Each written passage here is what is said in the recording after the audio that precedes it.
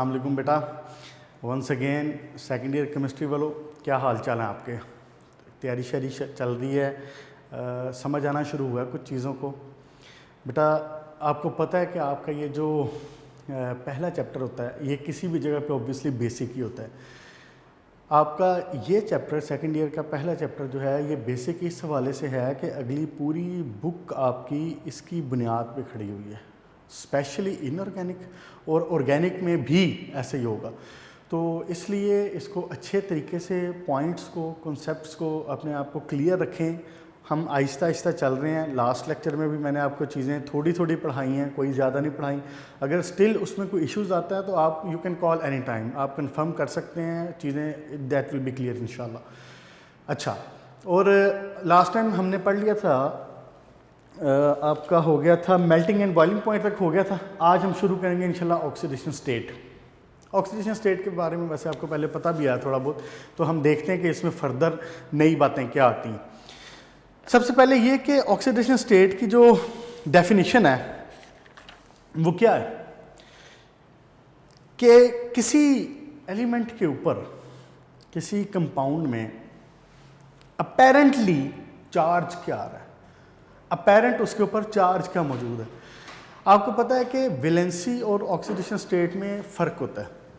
ये बातें वैसे आपने पहले पढ़ी हुई हैं, पहले फर्स्ट ईयर में भी बड़ी डिटेल से आपने पढ़ी हुई हैं। आपका फर्स्ट ईयर का चैप्टर 10 में बड़े डिटेल से चीज़ें डिस्कस हो चुकी हुई हैं। लेकिन खैर, वैलेंसी किसी भी एलिमेंट की कंबाइनिंग कैपेसिटी है और ऑक्सीडेशन स्टेट जो है वो उसका अपेरेंट चार्ज है जो वो कैरी कर रहा है इन एनी कंपाउंड। कोई भी एलिमेंट किसी कंपाउंड के अंदर उसके ऊपर अपेरेंटली चार्ज क्या आ रहा है, that is called oxidation state.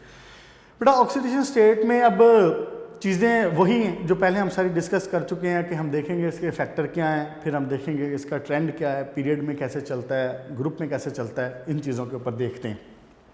सबसे पहली बात ये है कि कंपाउंड आपको पता है मेनली दो तरह के हो सकते हैं ना, या तो आयनिक हो सकते हैं या वो कोवलेंट होते हैं। आपने पढ़ा वही, मेनली दो कंपाउंड होते हैं, दो तरह के कंपाउंड होते हैं।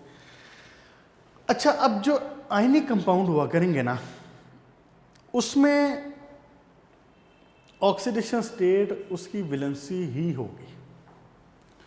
ऑक्सीडेशन स्टेट उसकी वैलेंसी ही हुआ करेगी, यानी जितना उसके ऊपर आयन के ऊपर चार्ज आया है वही उसकी ऑक्सीडेशन स्टेट होगी, जो उसकी वैलेंसी में चार्ज है। मिसाल के तौर पे जैसा कि सोडियम क्लोराइड है, डिसोसिएट होता है, क्या बनाता है? सोडियम पॉजिटिव नेगेटिव, ऐसे ही। अब सोडियम के ऊपर इसमें चार्ज क्या आ रहा है? पॉजिटिव, और इसी तरह पॉजिटिव 1, और क्लोराइड के ऊपर चार्ज क्या आ रहा है? पॉजिटिव -1। तो यही इसकी ऑक्सीडेशन स्टेट भी, यही इसकी ऑक्सीडेशन स्टेट भी। आयनिक कंपाउंड्स के केस में ये वाला मामला हुआ करेगा। अब आ जाएं आप कोवलेंट कंपाउंड्स के ऊपर। कोवलेंट के ऊपर जितना जिसका ग्रुप नंबर होगा ना, ये डिपेंड कर रहा होगा उसकी ऑक्सीडेशन स्टेट के ऊपर। पीरियोडिक टेबल हमने लास्ट लेक्चर्स में किया हुआ है। बड़ा ज़रूरी है कि आप पीरियोडिक टेबल को अच्छे तरीके से समझ लें। और एक बात और, आपकी आसानी के लिए अगर आप पीरियोडिक टेबल को याद कर लेना, क्योंकि अभी हमारे पास टाइम है, कोई ऐसा तो नहीं है कि आपके बोर्ड में कोई एक आधा महीना रह गया बोर्ड के पेपर्स में, तो अभी चूंकि आपके पास टाइम है आप पीरियोडिक टेबल को याद कर सकते हैं। अगर आप पीरियोडिक टेबल को याद करते हैं तो आपके इसका बहुत फ़ायदा होने वाला है। ऐसा नहीं होता कि आपको वो शॉर्ट क्वेश्चन कोई 2 नंबर का दे देगा कि जी ग्रुप नंबर 2 लिखें या ग्रुप नंबर 3 लिखें, लेकिन अगर आपको पीरियोडिक टेबल याद है ना तो आपको इनमें से कोई चीज़ को रट्टा लगाने की ज़रूरत नहीं पड़ेगी, आपको किसी चीज़ का रट्टा मारने की ज़रूरत नहीं पड़ेगी। आपके कॉन्सेप्ट खुद क्लियर हो जाएंगे, आपके कॉन्सेप्ट खुद बिल्डअप हो जाएंगे और आपको बहुत आसानी होगी। एक बात।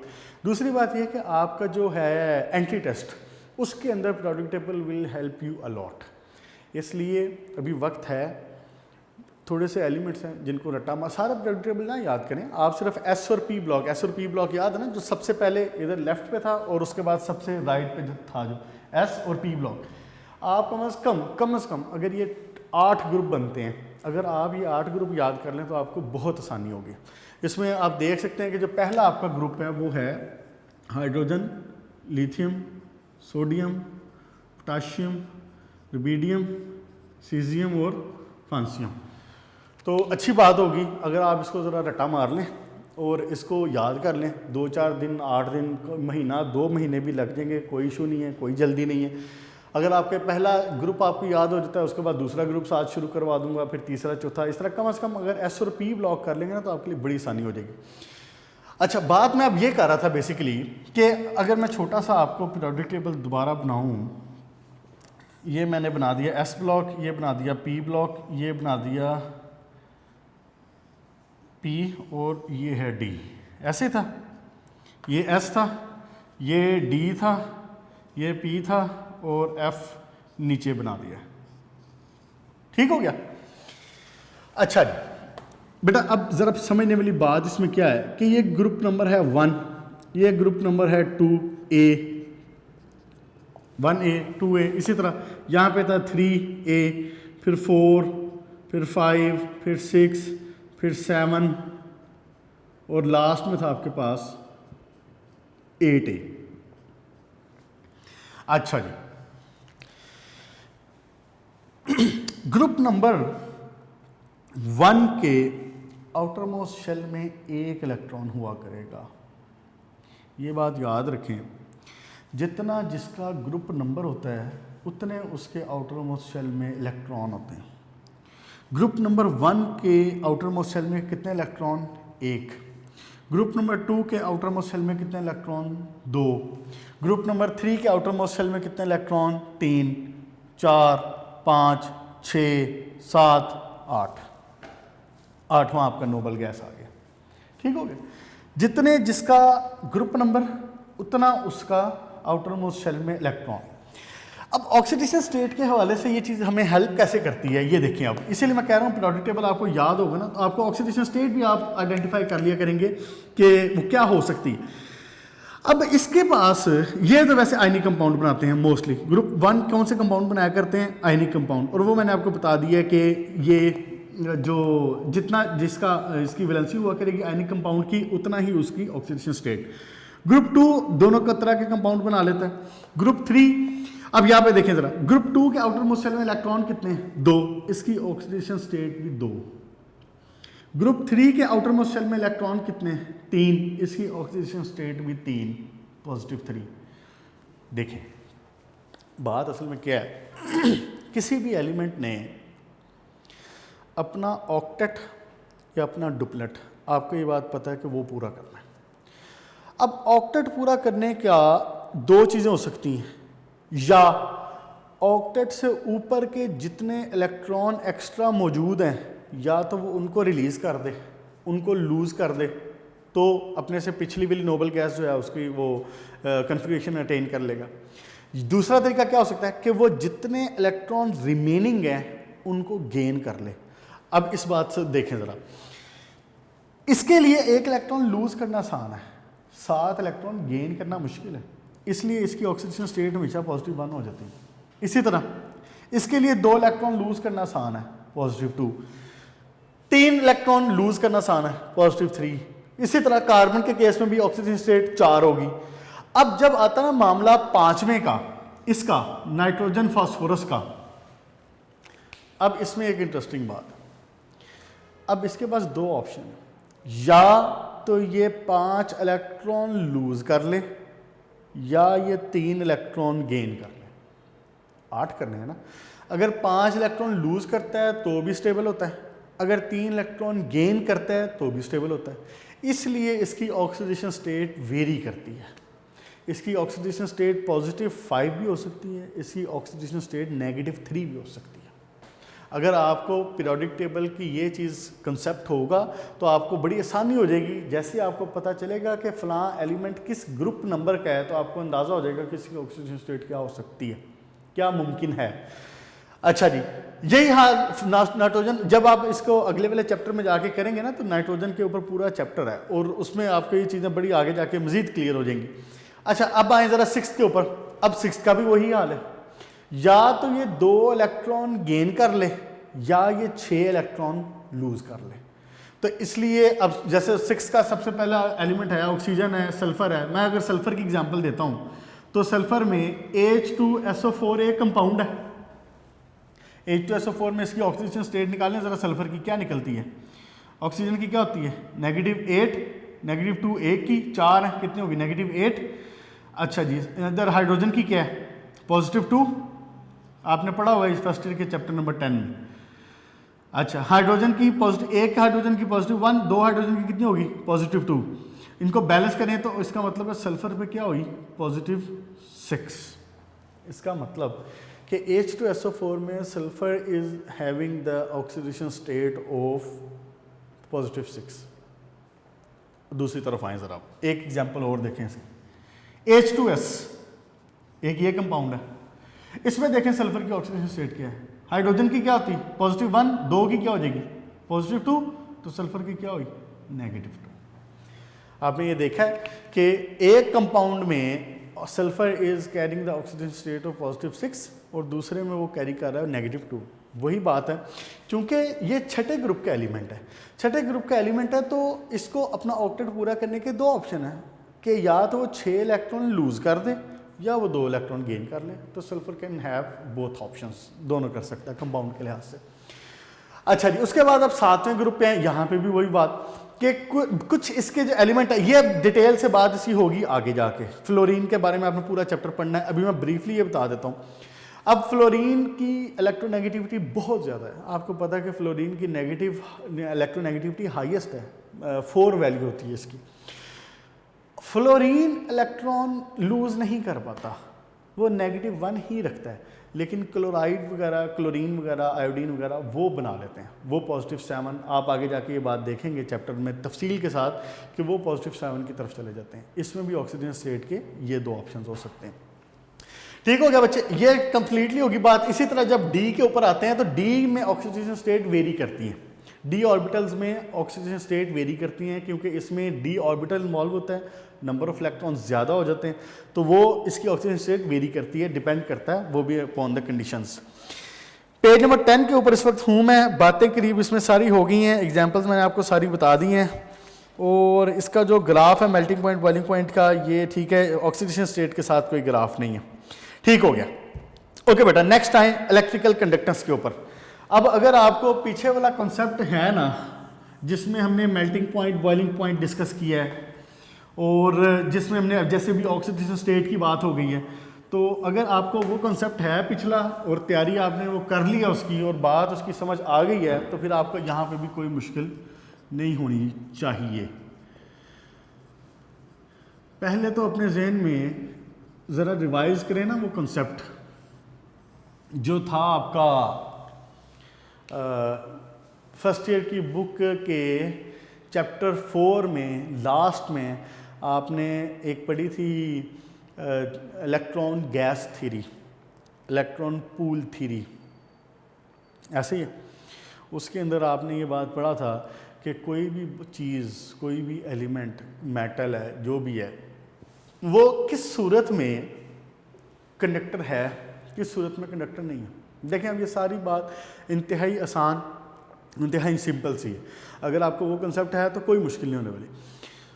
अगर किसी के पास फ्री इलेक्ट्रॉन मौजूद हैं, क्वाइट सिंपल कि इट विल बी कंडक्टर। और अगर किसी के पास फ्री इलेक्ट्रॉन मौजूद नहीं है तो वो कंडक्टर नहीं होगा। अब आप मुझे पूरा पीरियोडिक टेबल जहन में रखें और मुझे उठा के बता दें कि कहाँ पे जो है उसका कंडक्टर्स, उसको कंडक्टर होना चाहिए, कहाँ पे कंडक्टर नहीं होना चाहिए, कहाँ पे फ्री इलेक्ट्रॉन कितने आ रहे हैं, ये सारी बात जहन में रखें और उठा के आप बता सकते हैं।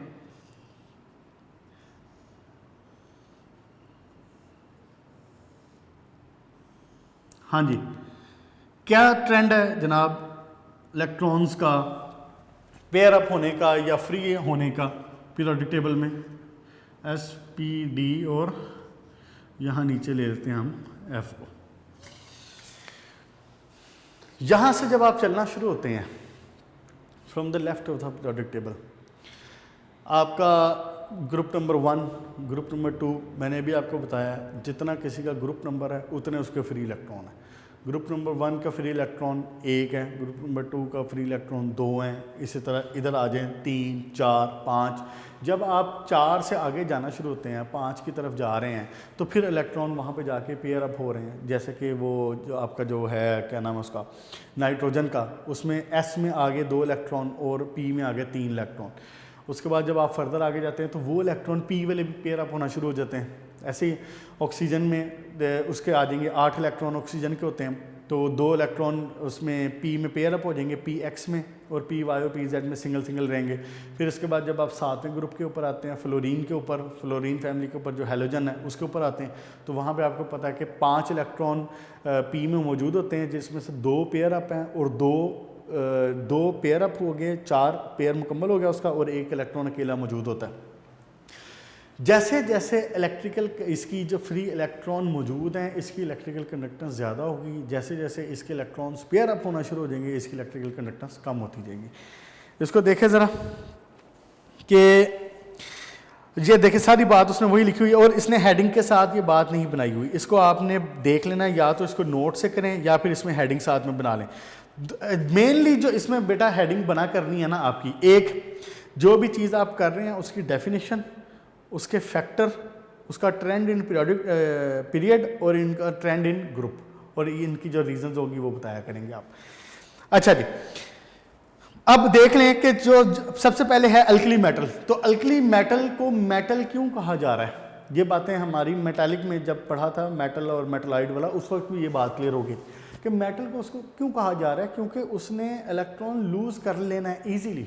आपको पता है कि metals are electropositive, highly electropositive. अगर वो freely electron easily electron remove कर लेता है, लूज कर देता है, अपना इलेक्ट्रॉन लूज कर देता है, तो इट मीन्स कि वो मेटल है।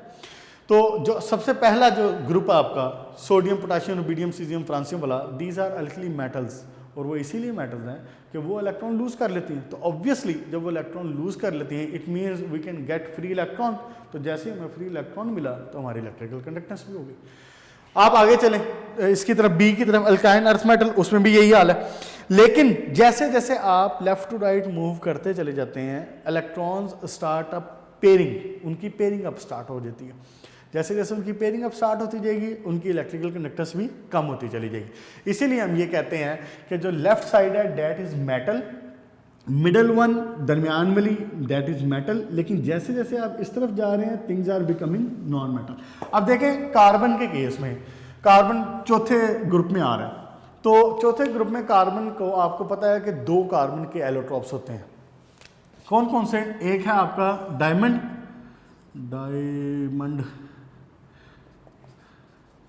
और दूसरा है ग्रेफाइट। कल भी बात हुई थी कि डायमंड का जो आपका sp3 हाइब्रिडाइजेशन होती है डायमंड में, और sp3 हाइब्रिडाइजेशन जब कार्बन में हो, इट मीन्स कि all the 4 electrons are fixed, satisfied, filled up, मुकम्मल तौर पे मौजूद है। अब डायमंड के अंदर जब sp3 हाइब्रिडाइजेशन हो तो इसमें 109 एंगल बना करता है। और आपको मैंने कल बताया था मेल्टिंग पॉइंट के केस में कि इसका मेल्टिंग पॉइंट यूनिवर्स में जो हमारे पास मौजूद यहाँ पे एलिमेंट्स मौजूद हैं अर्थ के ऊपर, सॉरी, इसमें हाईएस्ट है। Around 4000 degree centigrade melting point होता है इसका, 4000 डिग्री सेंटीग्रेड डायमंड का। और ऐसा क्यों है? सिर्फ इस वजह से कि इसके इलेक्ट्रॉन्स इतने टाइटली, इतने पैक्ड अप हैं कि वो उसको किसी किस्म का जो रूम है वो नहीं दे पाते। जब वो नहीं देंगे तो ऑब्वियसली मुझे बता दें फिर क्या इलेक्ट्रिकल कंडक्टेंस होगी? Diamond is a non conductor, diamond conductance नहीं करता। क्यों? क्योंकि फ्री इलेक्ट्रॉन नहीं है। और ग्रेफाइट के केस में क्या है? ये बात आपने पढ़ी है अपनी बुक के फर्स्ट ईयर में, जहाँ पे आपने वो एनाइसोट्रॉपी पढ़ी थी 4th चैप्टर के शुरू में, कि ग्रेफाइट कंडक्टर है। क्यों? क्योंकि ग्रेफाइट में हाइब्रिडाइजेशन कौन सी होती है? sp2। और sp2 हाइब्रिडाइजेशन जब हो तो उसमें 1 इलेक्ट्रॉन हमें एक्स्ट्रा मिल जाता है जो बच जाता है, तो वो इलेक्ट्रिकल कंडक्टेंस कर लेता है। ठीक हो गया बेटा। इसके बाद कार्बन के बाद तो ऑब्वियसली फिर आप जैसे जैसे आगे जाते थे नाइट्रोजन की तरफ, ऑक्सीजन की तरफ, उनकी तरफ जाते थे, उनका ऑब्वियसली उनकी इलेक्ट्रिकल कंडक्टेंस बिल्कुल ख़त्म होती जाती है। इसीलिए हम कहते हैं कि दीज आर नॉन मेटल। सारी बातें आपस में रिलेटेड हैं। इसीलिए मैंने गुजारिश की है कि पीरियोडिक टेबल को जहन में रखें, उसको याद करें, कंसेप्चुअली चीज़ों को लो, बहुत आसान हो जाएगा। सारी बातें आपस में रिलेटेड हैं। तो अब देखें ना, यहाँ पे अगर मैं एक पुरानी वाली बात बीच में थोड़ी सी इंट्रोड्यूस करवाऊँ, आपका मेल्टिंग पॉइंट वाली, बॉइलिंग पॉइंट वाली। अब यहाँ पे जैसे जैसे आप यहाँ पे इस तरफ जा रहे हैं तो आपका मेल्टिंग पॉइंट, बॉइलिंग पॉइंट भी कम होता जा रहा है। जैसे जैसे आप इस तरफ जा रहे हैं, इसकी तरफ पीरियोडिक टेबल में लेफ्ट टू राइट, आपकी जो स्टेट है वो भी चेंज होती जा रही है। यहाँ पे सॉलिड था, सॉलिड सॉलिड सॉलिड, आखिरकार गैस शुरू होगी, नाइट्रोजन गैस है, उसके आगे ऑक्सीजन गैस है, फ्लोरीन गैस है। चलें ठीक हो गया बच्चे, ये वाली बात होगी। उसके बाद आपको, अच्छा इसमें इलेक्ट्रिकल कंडक्टर्स का ना जो बहुत ख़ास जो ट्रेंड है ना, वो तब्दील भी होता रहता है, वो तब्दील भी होता रहता है। आप जब 6 चैप्टर पढ़ेंगे तो आप देखेंगे उसमें ट्रांजिशन एलिमेंट्स में इलेक्ट्रिकल कंडक्टेंस काफ़ी तेज़ी से तब्दील होती है। ख़ास तौर पे जो ट्रांजिशन एलिमेंट्स में जो ग्रुप है ना आपका 1B, जो सेकंड लास्ट ग्रुप है डी में, यहाँ करके जो आया था 1B, क्वाइनेज मेटल जिसको बोलते हैं, इनकी कंडक्टेंस बहुत ज़्यादा होती है। तो बहरहाल there are variations, there are exceptions in the case of electrical conductance. अच्छा जी, उसके बाद ये बात हो गई, और ठीक हो गया। उसके बाद बेटा लास्ट में आए, अब इसमें है हाइड्रेशन एनर्जी। ये टॉपिक भी आपने पढ़ा हुआ फर्स्ट ईयर में पहले, हाइड्रेशन एनर्जी, ये टॉपिक आपने पढ़ा हुआ है फर्स्ट ईयर के सॉल्यूशंस वाले चैप्टर में, 9th चैप्टर के लास्ट में, हाइड्रेशन एनर्जी। और मैंने आपको उस वक्त बताया भी था कि ये छोटा सा टॉपिक आगे इंट्रोड्यूस होना है, हाइड्रेशन एनर्जी। हाँ जी, क्या होती है जी हाइड्रेशन एनर्जी? कहता है कि जब आप 1 मोल ऑफ गैशियस आयंस को 1 मोल गैशियस आयंस, गैस के आयंस को पानी में डिज़ोल्व करें तो there will be some change. या तो हीट इवॉल्व हो रही होगी या तो हीट एब्जॉर्ब हो रही होगी, कुछ ना कुछ हो रहा होगा। जब आप गैशियस आयंस को 1 मोल गैशियस आयंस को वाटर में डिज़ोल्व करें तो हीट इवॉल्व या एब्जॉर्ब होगी। दैट हीट इवॉल्व्ड और absorbed is called hydration energy. एक चीज़ का ख्याल रखना है कि this solution should be made up to infinite, ताकि उसकी टोटल जितनी भी उसने हीट एब्जॉर्ब करनी थी, जितनी भी हीट उसने एमिट करनी थी, इवॉल्व करनी थी, वो हो जाए। इसलिए सोल्यूशन को डाइल्यूट बनाया जाता है। उसको इन्फिनिट लेवल तक उसको डाइल्यूट करेंगे, बहुत ज़्यादा उसको डाइल्यूट करेंगे। डाइल्यूट करने के बाद देखा जाएगा कि total amount of heat evolve कितनी हुई है या एब्जॉर्ब कितनी हुई है। अब जितनी भी अमाउंट ऑफ हीट इवॉल्व या एब्जॉर्ब हुई है, दैट इज हाइड्रेशन एनर्जी। ठीक हो गया बच्चे? ओके, इसकी एग्जांपल सिंपल सी मौजूद है कि हाइड्रोजन को आप ये H पॉजिटिव H2O, आप इसको जब इसमें डिज़ोल्व करते हैं तो ये बना देता है H3O, ऐसे। ठीक हो गया, ये इसकी एग्जांपल होगी। और इसकी जो डेल्टा एच है वो नेगेटिव 1075 है। 1075 होने का क्या मतलब है कि नेगेटिव होने का क्या मतलब है कि हीट इज इवॉल्व्ड। अच्छा, अब इसमें आपने जो एक बात और बतानी है ना, वो बतानी है इसके फैक्टर, और वो हैं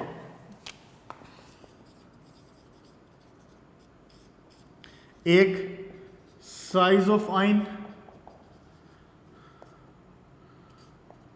दूसरा चार्ज, तीसरा नेचर।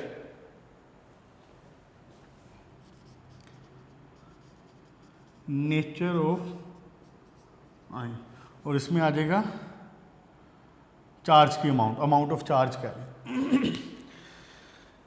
एक्चुअली अगर आपको याद हो तो हाइड्रेशन एनर्जी के केस में बात इतनी सी थी कि कोई एलिमेंट, कोई एटम जब इलेक्ट्रॉन गेन कर रहा है या लूज़ कर रहा है, जो भी कर रहा है, तो how much charge it is carrying, एक बात।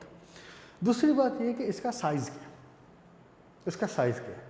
इसलिए बेसिकली जो हाइड्रेशन एनर्जी है वो है चीज़ क्या है, वो डिपेंड कर रही है चार्ज टू साइज रेशो के ऊपर। किसके ऊपर डिपेंड कर रही है? Charge to size ratio. Charge to size ratio के ऊपर डिपेंड कर रही है हाइड्रेशन एनर्जी। फिर अब इसमें यही बात नोटिस करें ना, यही बात चार्ज टू साइज रेशो वाली बात को ही मैंने एक्सटेंड किया है। ये जो मैंने फैक्टर लिखे हैं, देखो साइज ऑफ आइन, चार्ज कितना आया, amount of charge, nature of आइन, कैटाइन है, एनाइन है, क्या बनता है, वही बात है। इसी बात को सिर्फ एक्सप्लेन किया है बात एक ही लाइन की, लेकिन जब आपने उसको पेपर में लिखना है फैक्टर बना के, तो ऑब्वियसली अगर 2 नंबर का शॉर्ट क्वेश्चन ही आता है तो उसको थोड़ा सा एक्सटेंड करके, थोड़ा सा एक्सप्लेन करके लिखें कि इसमें ये चीज़ें इन्वॉल्व होती है क्या। इसका मतलब क्या, चार्ज टू साइज रेशो का मतलब इसका ये है कि एक ग्रुप के अंदर, पीरियोडिक टेबल के ग्रुप नंबर 1 की बात करूं, टॉप टू बॉटम, एक ग्रुप के अंदर अभी मैंने आपको बताया है कि जितना जिसका ग्रुप नंबर उतना उतनी उसकी वैलेंसी, उतनी उसकी ऑक्सीडेशन स्टेट, उतने उसके आउटर मोस्ट सेल में इलेक्ट्रॉन, उतने उसके आउटर मोस्ट सेल में इलेक्ट्रॉन। जब मैं ग्रुप नंबर 1 की बात करूंगा तो चाहे वो सोडियम है, चाहे वो लिथियम है, चाहे वो पोटाशियम है, वो जो मर्जी हो, उसने चार्ज क्या लेना, इसके आउटर मोस्ट सेल में इलेक्ट्रॉन कितने मौजूद हैं, 1, तो इसका मतलब it will make +1, +1, lithium +1, sodium +1, potassium +1, rubidium, caesium जो भी है +1 ही रहेगा। लेकिन जब आप टॉप टू बॉटम नीचे आ रहे हैं तो आपको पता है कि साइज इज इंक्रीजिंग। साइज क्या हो रहा है, इंक्रीज हो रहा है, चार्ज वही रह रहा है, साइज क्या हो रहा है, इंक्रीज हो रहा है। मिसाल के तौर पे लिथियम के केस में चार्ज क्या है, 1, और लेट्स से फॉर एग्जांपल समझने के लिए बात को हम कहते हैं कि जी साइज है 5। जैसे ही हम आते हैं सोडियम के ऊपर तो चार्ज क्या रहना है, चार्ज तो भी 1 ही रहना है, लेकिन साइज क्या होना है, टॉप टू बॉटम क्या होता है, साइज, एटॉमिक साइज पढ़ा है आपने, बढ़ता है, तो अप्रॉक्सीमेटली मैं कहता हूँ चलें जी 10 हो गया, तो इसकी जो रेशियो है कम होती चली जाएगी, ये कोई 0.2 के करीब आएगी, ये कोई 0.1 के करीब आएगी, रेशियो कम हो रही। इट मीन्स कि चार्ज टू साइज रेशियो, अब बात गौर से समझेगा, इट मीन्स कि charge to size ratio group में टॉप टू बॉटम डिक्रीज हो रही है। हाइड्रेशन एनर्जी का भी यही ट्रेंड है, hydration energy decreases in the group from top to bottom. दूसरा जो है, अब उसमें उस पे आ जाए, लेफ्ट टू राइट पे आ जाए, पीरियड में आ जाए, तो पीरियड में क्या होगा, पीरियड में जो चार्ज टू साइज रेशियो है वो इंक्रीज हो रही होगी, अब उसकी भी लॉजिकली कंसेप्चुअली जरा बात को समझें तो क्या होगा, जब when you move in the period, जब आप पीरियड में मूव कर रहे हैं तो अब बेटा चार्ज इंक्रीज हो रहा है, साइज स्मॉल हो रहा है, चार्ज बढ़ रहा है। यहां पे charge was same, size was increasing. अब दूसरे जब आप पीरियड में लेफ्ट टू राइट मूव कर रहे हैं तो आपको पता है कि साइज क्या होता है, यहाँ पे साइज ज़्यादा है, इधर कम है, इधर कम है, इधर और कम है, इधर और कम है, फ्लोरीन का आखिरकार काफ़ी सारा कम हो जाता है। लेफ्ट टू राइट जब मूव करते हैं तो साइज कम हो रहा है, लेकिन चार्ज क्या हो रहा है, बढ़ रहा है। इट मीन्स कि जब आप इसकी रेशियो निकालेंगे लेफ्ट टू राइट, इसी तरीके से एग्जाम्पल के तौर पर निकाल लेना, इसी तरीके से जब आप लेफ्ट टू राइट मूव करेंगे तो उसका जो चार्ज टू साइज रेशियो है that will be decreasing, that will be increasing. जब वो इंक्रीज हो रही होगी तो उसकी जो हाइड्रेशन एनर्जी है वो भी इंक्रीज होगी। इट मीन्स कि ग्रुप के अंदर जो चार्ज टू मास रेशियो है, चार्ज टू साइज रेशियो है, वो डिक्रीज होती है, वो डिक्रीज होने के साथ हाइड्रेशन एनर्जी डिक्रीज। पीरियड के अंदर left to right charge to size ratio increase होती है, वो इंक्रीज होने के साथ हाइड्रेशन एनर्जी इंक्रीजेस। ठीक हो गया, ओके बेटा, यहां तक इसको रखते हैं। हाइड्रेशन एनर्जी को आज पेज नंबर 11 के ऊपर मैंने ये सारी आपको बातें बता दी हैं। साइड पे इसके पैराग्राफ के साइड पे ही छोटा सा करके यहाँ पे फैक्टर्स लिख लें इसके, साइज ऑफ आइन, amount of charge, nature of आइन, ये लिख लें। ये अगर हिंट के लिए अगर याद रखना है तो रख लें, वरना वैसे इसको कंसेप्चुअली ले लें ताकि आपको आसानी हो जाए। बेटा यहाँ तक आपका इसके जो ये हैं जो हम पढ़ रहे थे, इसकी प्रॉपर्टीज़ जो हमने डिस्कस करनी थी, ये हुई कंप्लीट। मैं आपको दोबारा बात कह रहा हूँ कि दीज आर द बेसिक्स, इनको अच्छे तरीके से याद करें। और अगर इसमें किसी किस्म का कोई मसला है, कोई शक वाली बात है, कोई चीज़ कंफ्यूजिंग है, तो we are just a call away. आप अपने इंचार्ज को बता दें, ही विल कॉल, चीज़ें थिंग्स विल बी क्लियर इंशाल्लाह ताला। ओके बेटा, गुड लक। नेक्स्ट टाइम इंशाल्लाह ताला हम नेक्स्ट जो आप कंपाउंड्स की तरफ आएंगे वो शुरू करेंगे। अपना ख्याल रखिएगा और अच्छे तरीके से पढ़ें। ओके, अल्लाह हाफ़िज़।